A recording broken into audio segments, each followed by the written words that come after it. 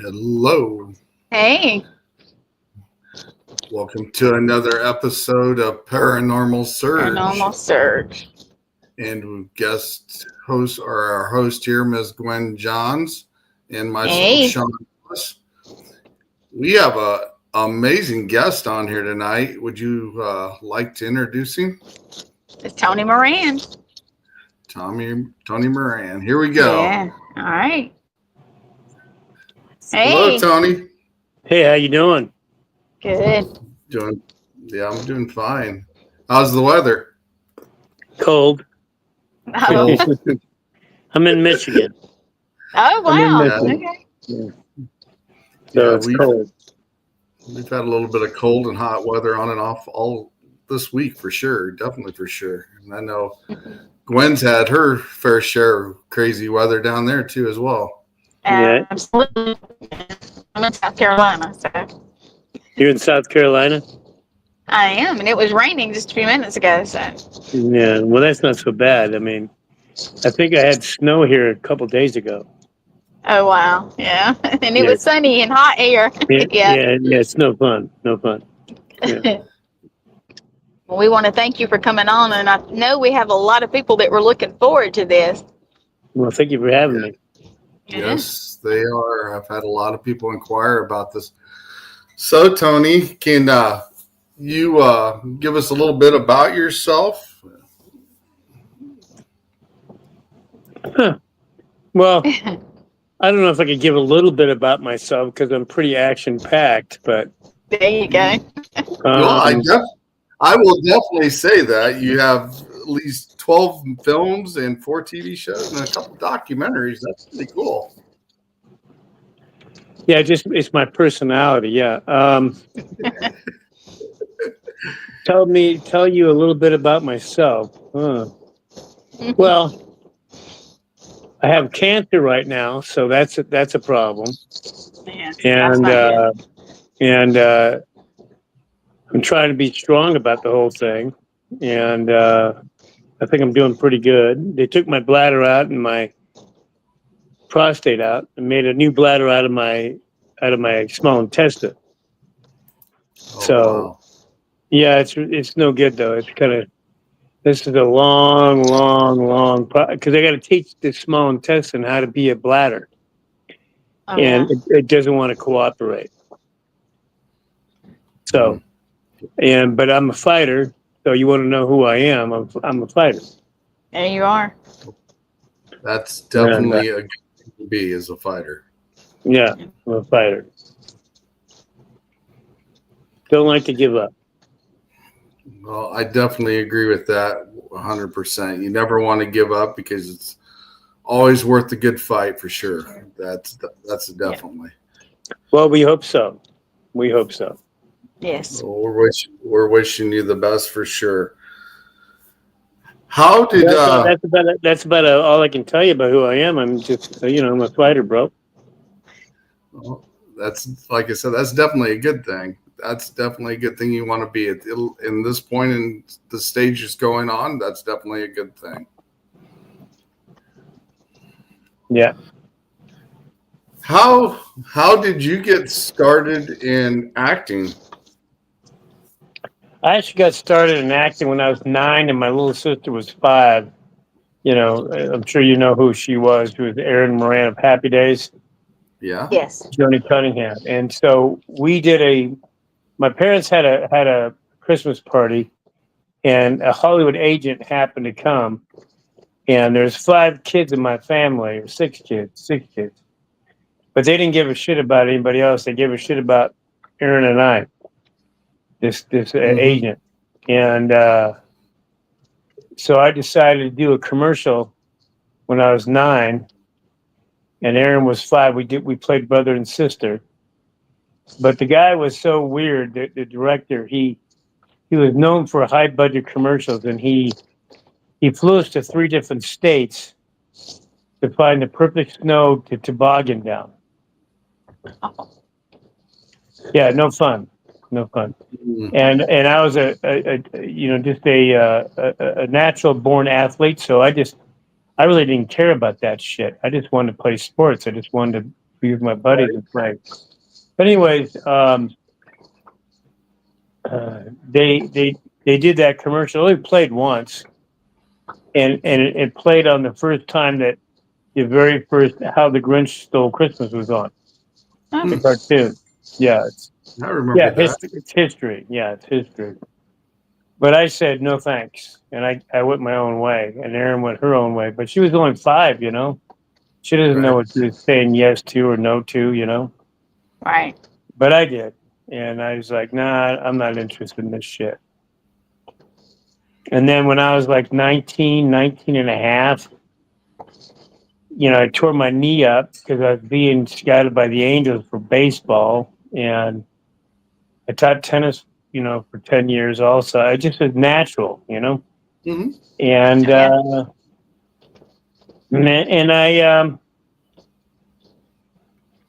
I came back to that same agent because she represented my little sister, you know. She was part of the family. Yeah. And I came back to her with my tail between my legs and said, yeah, I don't really know exactly what I want to do in life, you know. So I might as well be an actor, you know. And so that's how that whole thing started. Wow. That's kind of an interesting thing. It is. It's fascinating. It's fascinating. If you're in my shoes, it's fascinating. I mean, everybody's got a story behind them and how things come about, and that's definitely interesting with the fact that you and your sister, and then you kind of branched off with your own.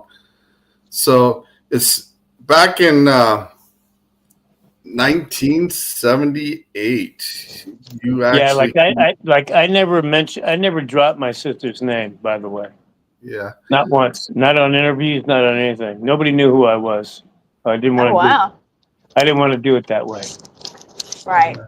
That's cool that you wanted to earn it on your own, and that's very respectful for sure. You know. It is. But in 1978, you landed the role of Michael Myers. How did you get into that? Well, I didn't even want to go on the interview. You know, I didn't even want to go. There's so many things that people don't understand about that period of time. You know that.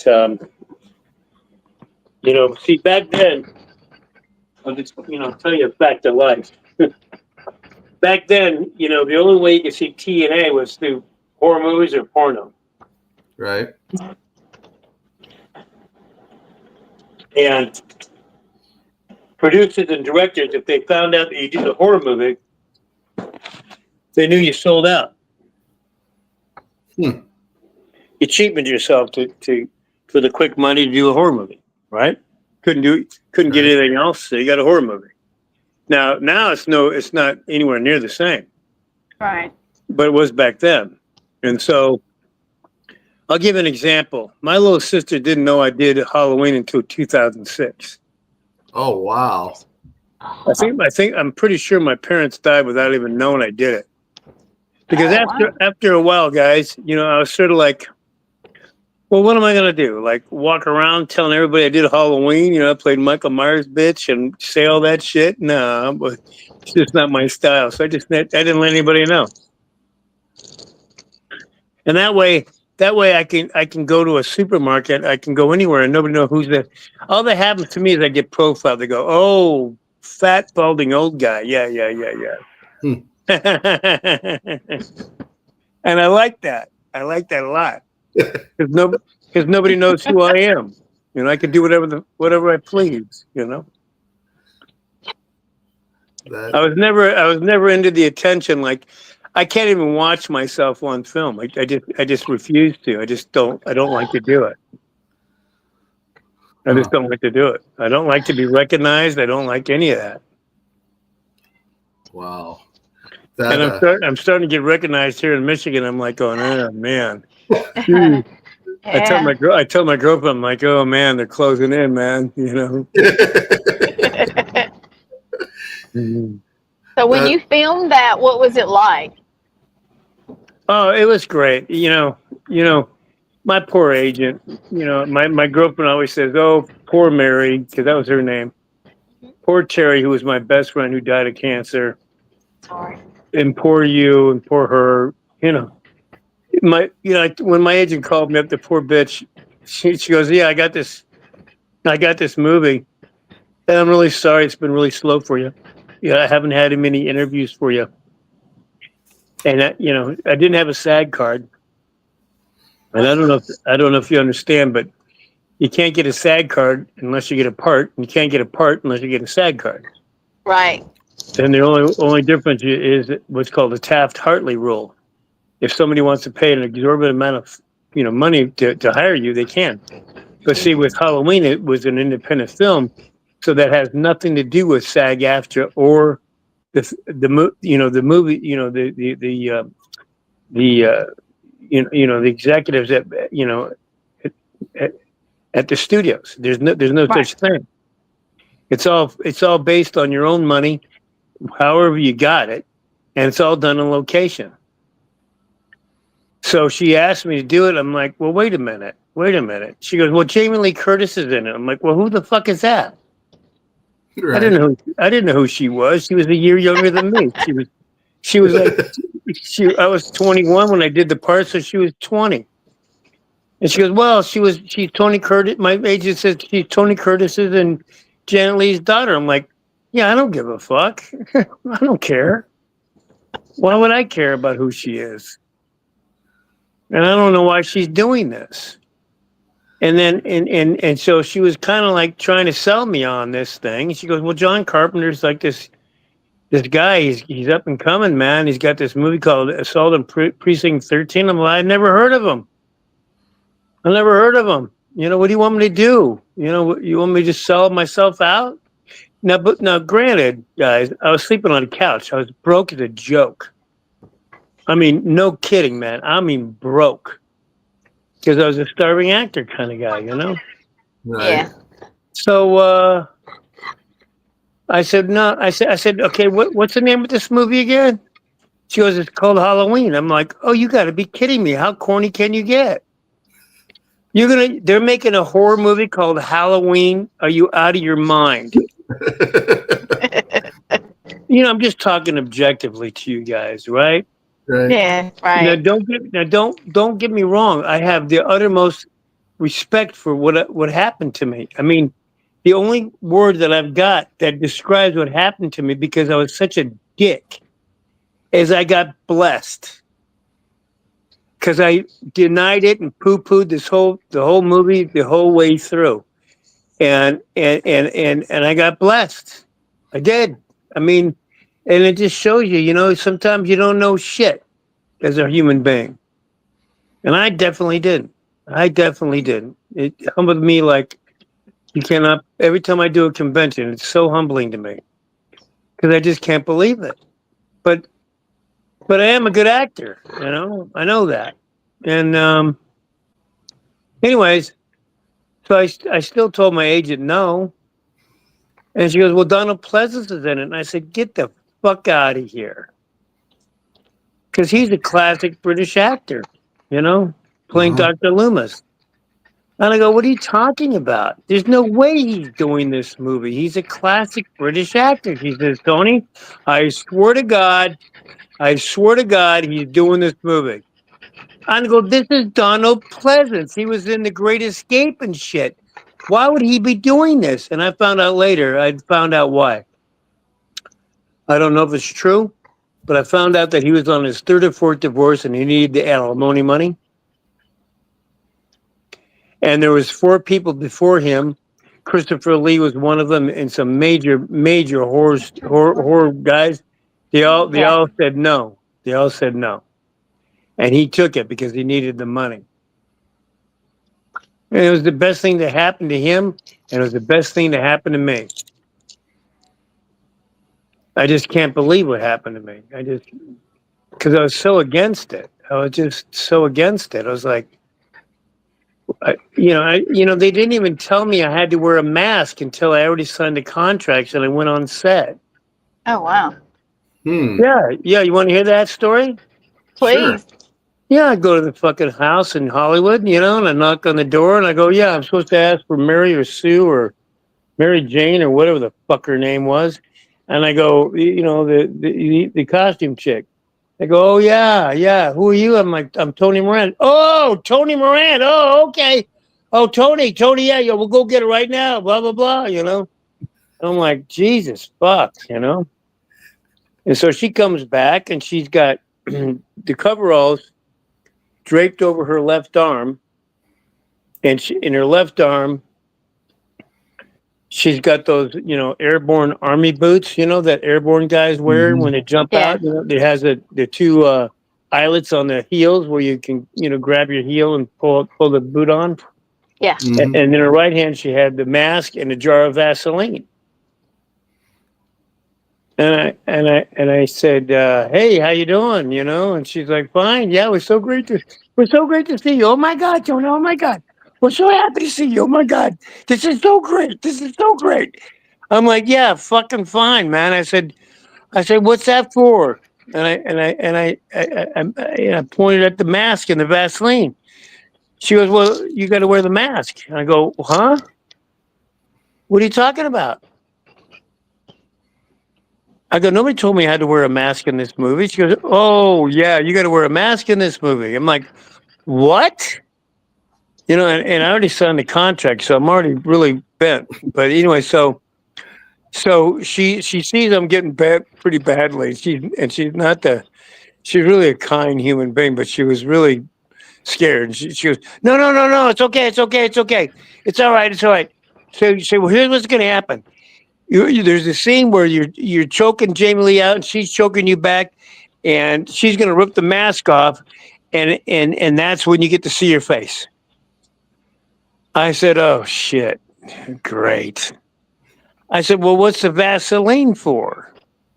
She goes, well, you got a lot of hair, man. You got to put that in your hair because we want that mask to just slide right off, not like Velcro tearing your hair out.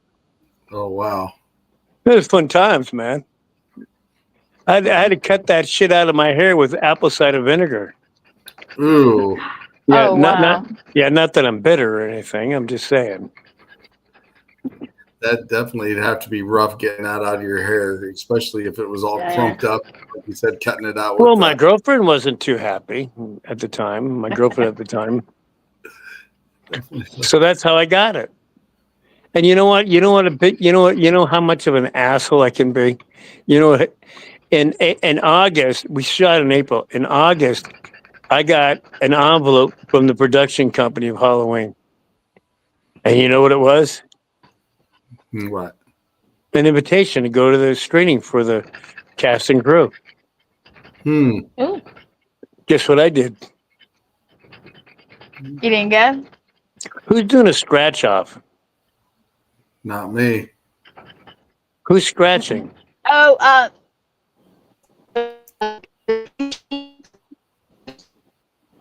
What? You're breaking up, Gwen. Anyways, I didn't go. Wow. I know, just an idiot, just an idiot. I didn't want anybody to know I did the damn movie. Wow. Well, you don't look at, man. You got to take into consideration what I just told you. The story back then is not the same as it is now. Right. Nobody knew. Right. Look at. Nobody even had a mask in a horror movie before. Yeah, they did makeup for the werewolf and shit like that, and they Frankenstein, but they didn't use a mask. You know, and a cheap mask at that. You know. So it was just weird for me. So was the thing about it being a William Shatner Halloween mask? Is that what it actually was? I didn't even know it was his. It was his fucking his. What do you call that, baby? When they do it? Yeah, I didn't know it was his cast. I didn't know it was a cast of his face from Star Trek. I had no idea. They look at Tommy Lee Wallace bought the fucking masks, two of them, because they were only $1.89 a piece. Wow.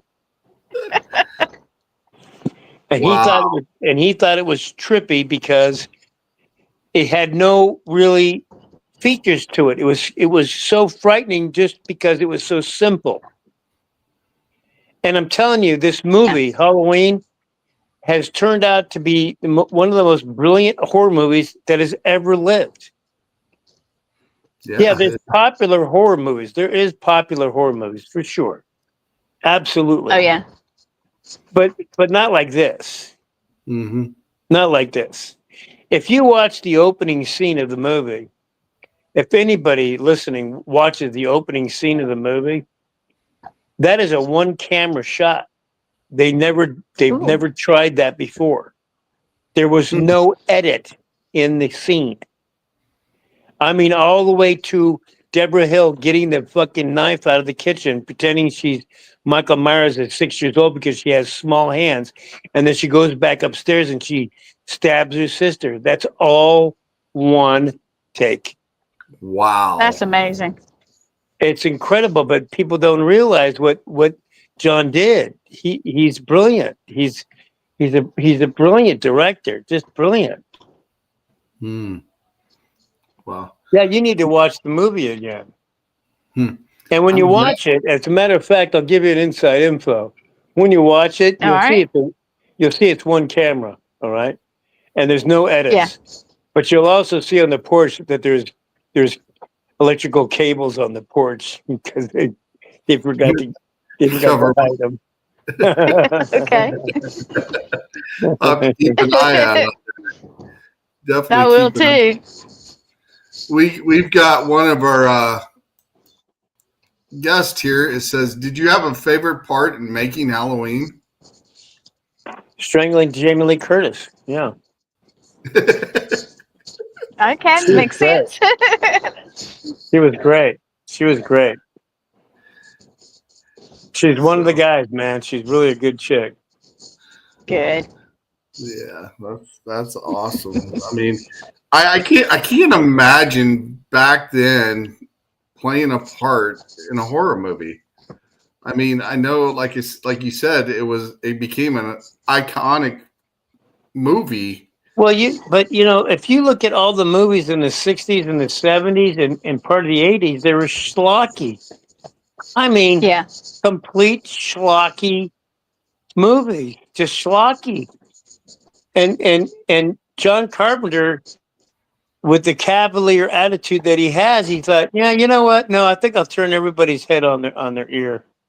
I think I'm going to make something that's going to make everybody take notice. Yeah. And plus, he just was having a blast. The guy had a fucking blast. He just was having so much fun. He had so much fun doing the movie. Oh, and you know what? They had a music guy that was going to write the theme music. But of course, it got in the movie and he had no money. So John Carpenter got on the keyboard for 3 days because his dad was a professional musician, and John was an amateur musician. So he got on the keyboard and came up with the theme music for Halloween. I did not know that. I didn't either. I know, it's crazy, isn't it? It is.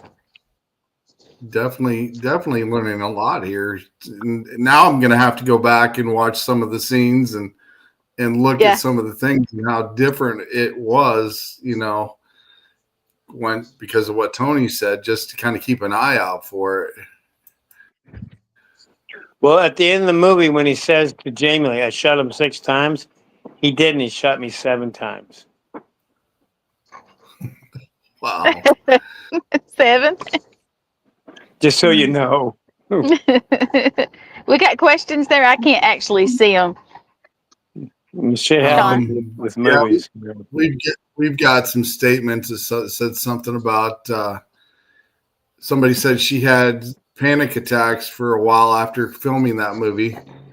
She must have been talking about Jamie Lee. I don't know if that's true. And then we got another one that says facts. Halloween #1 is the best. Cool. We got some fans out here actually saying, they liked it. One person said they've seen it 8 times. I've actually probably seen it more than 8 times, to be honest with you. Nice, pal. And then we got Nikki Atwell here. She says, "Hi guys." And then we got Hey there. Mark Wall. Hey, Mark, you got a question? Oh, he answered that already. He said strangling Jamie Lee Curtis, Mm-hmm. and it popped up again. But yeah, it's definitely.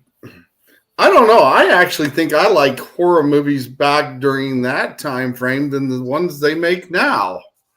Well, I agree with you because Yeah, I do too. back then there wasn't so much CGI and there wasn't so much bullshit. And you got to admit, John Carpenter cornered the market on suspense. I mean, not since Hitchcock with Psycho did anybody do that. Mm-hmm. Now you get into Friday the 13th and Freddy Krueger and all that, and it takes his chainsaw, and you're getting into total brutality, which is Yeah. which is fine. That's some people love that shit. To me, it's non-thinking, but whatever. I think the way they make horror movies nowadays, sometimes I think they have too much blood, way too much blood compared to back then. And the fact is, I think the way they let you use your imagination made it better yet. Of course. I agree. Now, don't get me wrong. I do like some of the new, effects and stuff. But I do like the classics, I think, a lot better than I do the newer versions of horror movies nowadays, for sure. Well, it's a whole different situation, isn't it? And it is. It's really like indicative of how it is socially. Like with horror movies, everybody wants to see as much blood and as much gore and as much pain as possible. Oh yeah, or tortured. Yeah, same thing. But see, that's kind of weird. It's sort of like, well, why? why you come from this place where you need to see so much violence? I mean, why? Why not leave it up to your imagination? Why do you have to see it in such detail to really get gore? I mean, I don't understand. I mean, it's like, it's just my opinion. I definitely have to agree with you on that for sure. I definitely like the classic version styles a lot better. And even when they come on TV and I'm like always reminisce, it's like I always liked the horror movies from back then compared to now. It's just so much better. Yeah. We got another comment here. It says from Nikki Atwell here. It says Tony played the best Michael Myers. The moments were on point. You were my childhood nightmare, she said.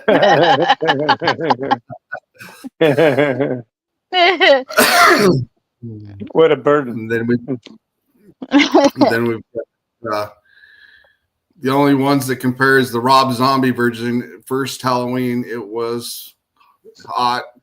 What did you think about the remake of with the Rob Zombie compared to the one you were in, the original? Yeah, I still haven't seen them. No. Yeah, I'm not interested. Gotcha. I mean, look, it's I don't know. You guys probably don't remember. Do you remember who Joni Mitchell is? Famous female musician. Yeah. Mm-hmm. She was doing a concert and she had a live album, and she's doing the concert and she already did this song, and everybody in the audience was saying, "Play it again, play it again, play it again," and she's like, when somebody paints a painting, you don't want to try to redo it. You leave it the way it is. Mm-hmm. That's true. But that's okay. People want to make some money. They want to do their shit, and maybe they also have a little bit of whatever you want to call it towards John Carpenter, Rob Zombie, whatever, but dude, it's Right. like, come on, bro. Figure out your own shit, Yeah, I can't stand the lazy people, man. I can't stand them. But like I said, even I've seen both of them, and I still like the original the best, just because, like I said, it leaves some for the imagination. It's got a little more suspense, and then, like I said, it's the brutality, and it's totally different. And like I said, the original, you can't ever beat the original movies. Well, I No. will tell you this. What's your name again, man? Shawn. Sean. I will tell you this, Sean. If you didn't feel that way, this conversation would have been ended a long time ago. There you go. But yeah, like I said, I definitely like the originals. Let's see here. We've got just little odds and ends, and some of them are repeats coming up here. So let's go to a little different. Since we know you did that, you had the opportunity to play on TV shows as well. Yeah. You got to play on Chips with Eric Estrada and those guys. What was that like? He was the biggest dick you'd ever want to meet. Really? Oh, just a horrible human being. Wow. Horrible human being. That's why he got blacklisted in Hollywood. Oh. He got blacklisted in Hollywood because of his attitude. He was so arrogant. It's like people are like, dude, you got great teeth, but that's all you got. Yeah. That's all you got, bro. You know? I do remember. I worked on that show for 5 fucking days, and that guy didn't. And I had close-ups with him and everything, and that motherfucker didn't say hello to me once. And I said hello to him. And Wow. if I would, and I did the Waltons, I did a bunch of good shows. Mhm. But I figured to myself in my early 30s, it's like, nah, I got to get out of this joint. I can't do these. I can't do it. I'll never survive. What was your favorite TV role? I like playing Tinker on the Waltons. Oh, cool. That was. I like playing Tinker because he was testing that kid, that Joe Bob or Billy Bob or whatever his name was. Joe Bob, I think. Yeah. Joe Bob, yeah. It was like, yeah, man. I mean, you're not making any sense, bro.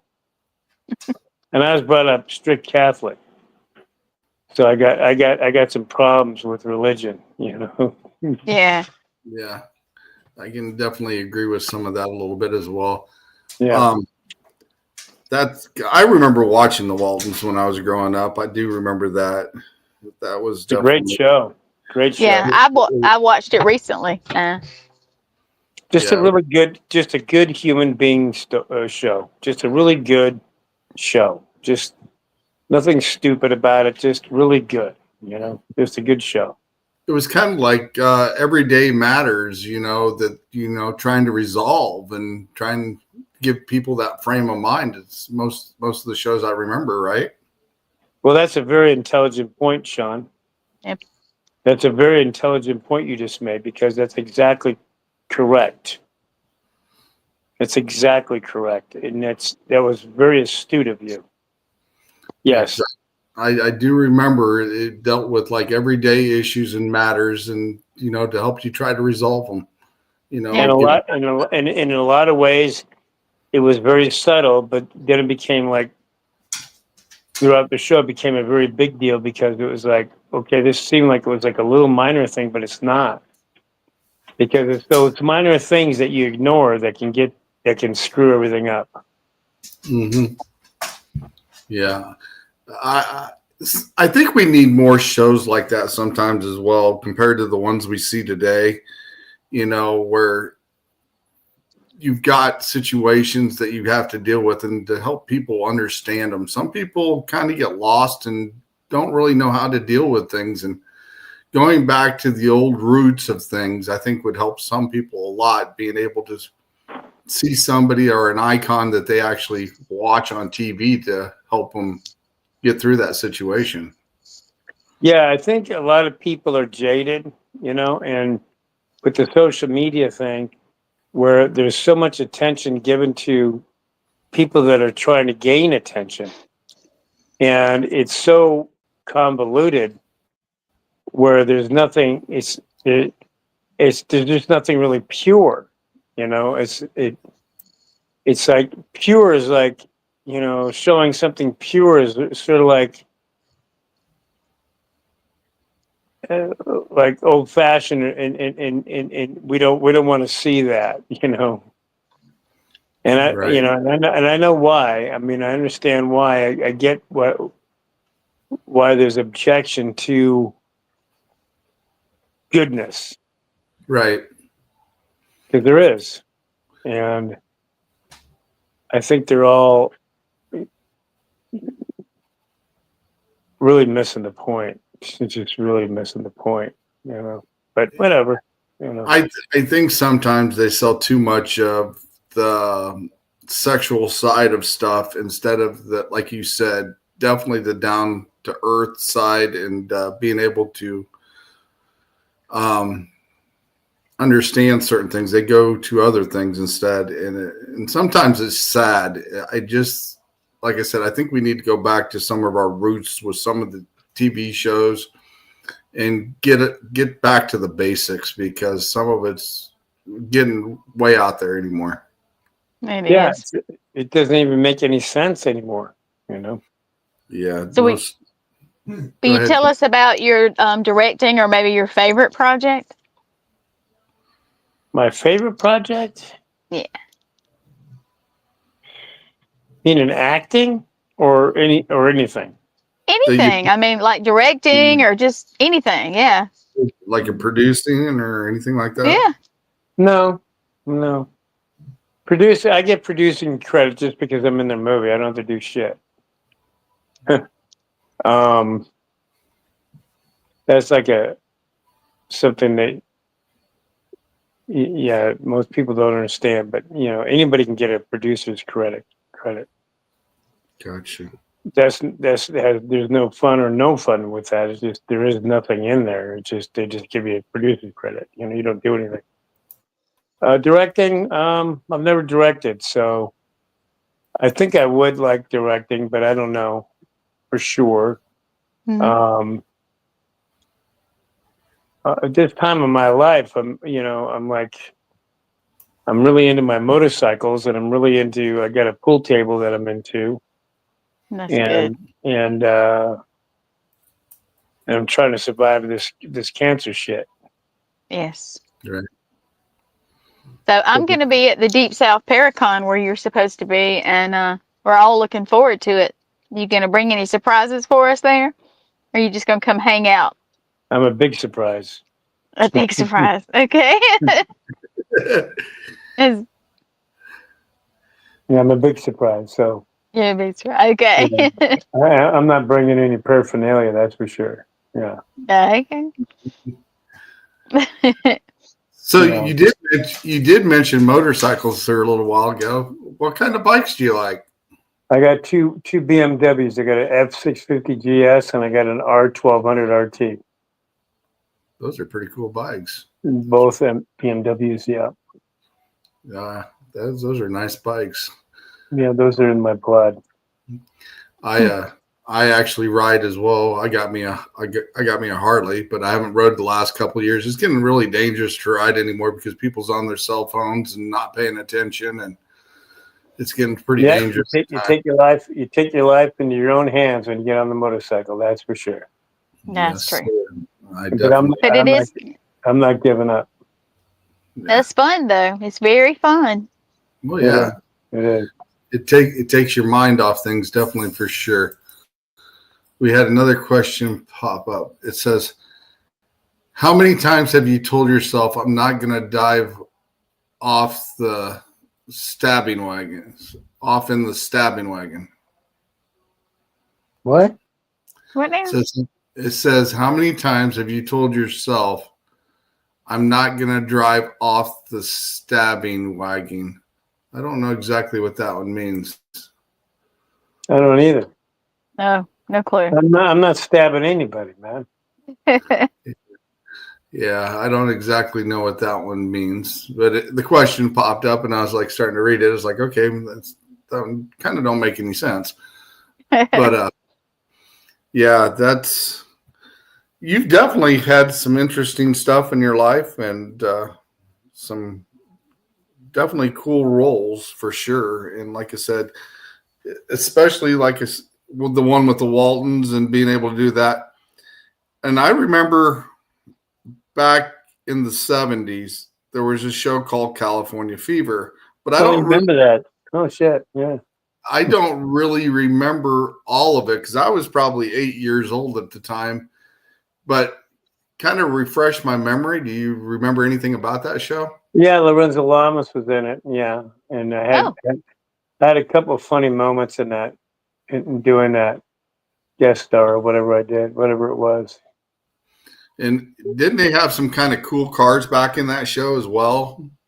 Okay, so I'll tell you. Okay. Yeah, I'll tell him, honey. She's like, she knows the story. All right. So, I'm kind of I'm really a nice guy. I really am. I mean, am I Nancy Ann or not? He is, yes. But I'm really tough, right? He's very tough, yes, but very nice. But I'm very nice, right? Heart of gold. But I'm very nice, So, anyways, we're shooting on the Santa Monica Pier one day. And so I got this guy in Michigan who I'm very close to. He's a good guy. And he wants me to write a book because I have so many stories that would blow your mind. And you've only heard like 1/1,000,000th of my stories. I swear to God.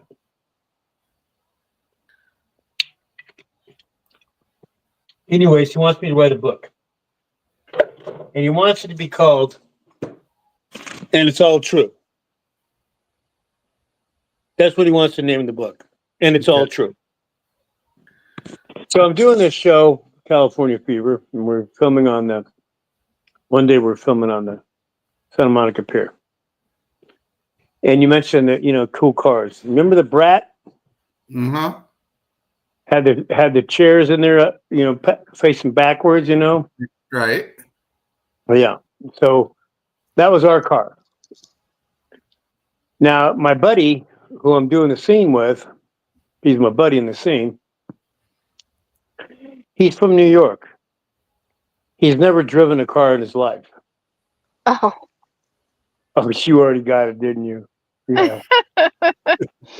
No, I'm terrible. I really am. I can be really terrible. But, nobody got hurt. It was all fun and games, Oh, but I couldn't resist it. You know what I mean? I just couldn't resist it. It was wide open. And Lorenzo Lamas is doing his little karate practices between scenes. And I'm like, oh, God, I hate this shit. Oh, my God, I hate this shit. And there's all these girls in bikinis and shit trying to get his attention. And I'm like, oh, God, this is so fucked up. So the director comes up and he goes, I can't remember his fucking name. But again, I'm going to tell you something. It's all true. This is all true. And I'll tell you about my operation. Just so you know who I am. Okay. So anyways, he comes over and he goes, go here. Here's what we're going to do. You're going to drive. I can't remember his name. And when I say action, you're going to take off, you're going to lay scratch, and you're going to go. And he's like looking at the director going, okay, sure. Okay. All right.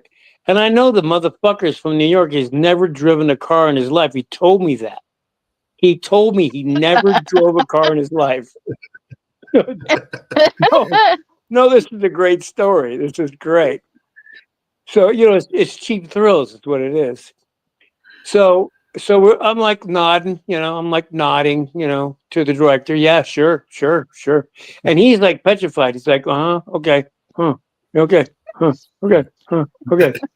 And so the director leaves and he turns to me immediately and goes, Tony, what am I going to do? I go, dude, don't you worry about it. I'm going to show you how to do this. No problem. I'm going to show you how to drive this thing. Now the Brat was a stick shift. Oh my! Yeah, it wasn't an automatic. It was a stick shift.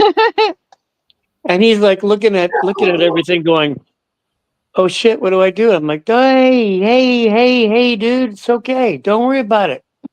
I'm going to show you exactly what to do. Oh It boy. was so cruel, but it was so funny. And nobody got in trouble. We were all laughing. It was all okay. We did another take. But so he's like looking at me like begging me to help him, like save his career and shit or whatever he's doing. I don't know. And I'm like, dude, this is fucking easy peasy, dude. This is easy. Here's what we're gonna do. You're gonna get in the driver's seat, and you're gonna take that stick, and when you put the stick, when you grab that stick, up is 1. You want to start in first gear, and 2 is in. You come down to 2, straight to 2, and then you make a zigzag up to 3, and blah blah blah. And I know he's never going to get to second or third. It's never going to happen. It's never going to happen because I got him all.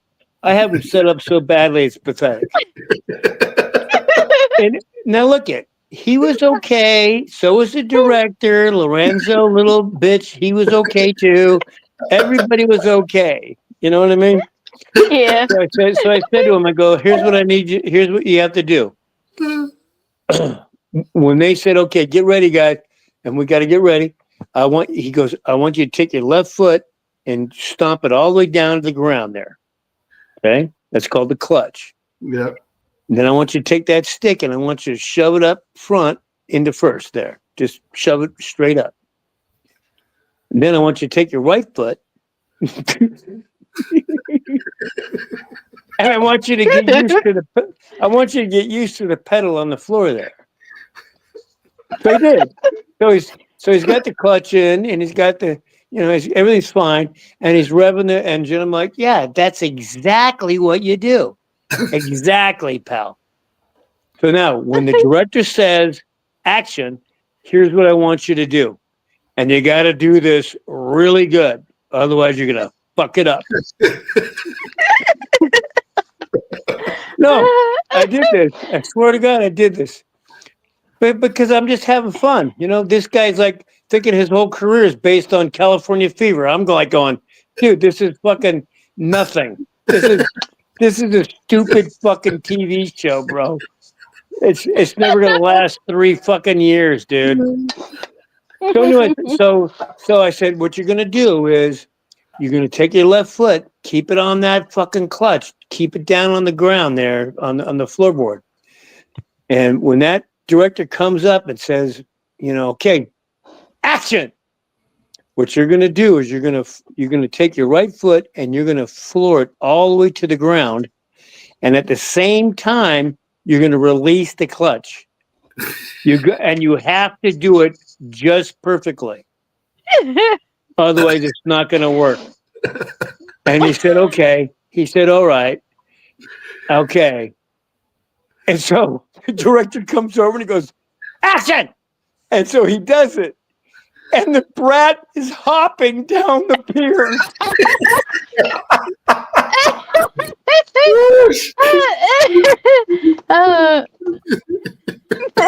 hopping down the pier. And I'm fucking laughing my ass off. And he's scared shitless. And I'm like, it's okay. Don't worry about it. It's all right. And the director's going, God! God! God! Oh my God! God! He comes over to the kid. He goes, "Do you know how to drive a stick?" And he goes, "Kinda, but It's fucking hilarious, man. Oh. That's fun. Well, Tony, unfortunately, we have to get off here in about 3 minutes. Cool. Teresa Thanks for having Fikes me from on. yes, thank you for coming. But she's going to be on next. Teresa Fikes, over the one that's over Deep South Paracon. Okay, I don't know who she is, but Okay, yeah. She's the She wife or something like that. Yeah. Yes, absolutely. But I will be looking forward to seeing you there. So look for us, Me too, and me too. Yeah, thank you. And you know what? If you want to come back on, you let me know. We'd love to have you. Well, thanks for having me on. Yeah, thank you. Definitely thank you for coming on. That was this was very cool talking to you. Yes, it was. That too. And I definitely wish you the best with everything, Tony. You're an amazing guy, dude. Cool, man. Love you guys. Love you guys. All right. Yeah, we'll talk to you later. I'll be in touch with you, okay? Take care. Night, Tony. Good night, hon. You want to take him down? Yep. All right. Go ahead and close out the show there, Gwen, and we'll. Yep. Well, you can barely see me because I'm sitting in a car. We were on a adventure trying to find an Indian massacre site, and we actually found it. That was what we were doing, so that's why I was in the car. But you guys, thank you for tuning in. We have a second episode tonight. Teresa Fikes. She's the one that runs, her and her husband Stan run Deep South Paranormal in Alabama, Ozark this summer. And I hope you guys come. And thank you for joining us and having another episode of Paranormal Surge. Yeah, and definitely we'd like to thank Tony again for coming on the show tonight. He was a great contestant. Had some great stories that I wasn't even aware of, and absolutely, I love it. I'm definitely going to have to go back and check out some of the things he said just to refocus on it for sure. But yeah, he's an awesome guy, and I wish him the best, man. Yeah, hopefully we can have him back on. He'd be fun. So thank you guys, and we will see you back in a few minutes. Hopefully you guys will come back. Teresa Fikes, Deep South Paracon. So for you that don't come back, have a good night. Thank you for joining. And if you can, like I said, pop back in just a few minutes, and we'll see you later. Yep. Have a nice night, and we'll see you in a few. Have a nice night.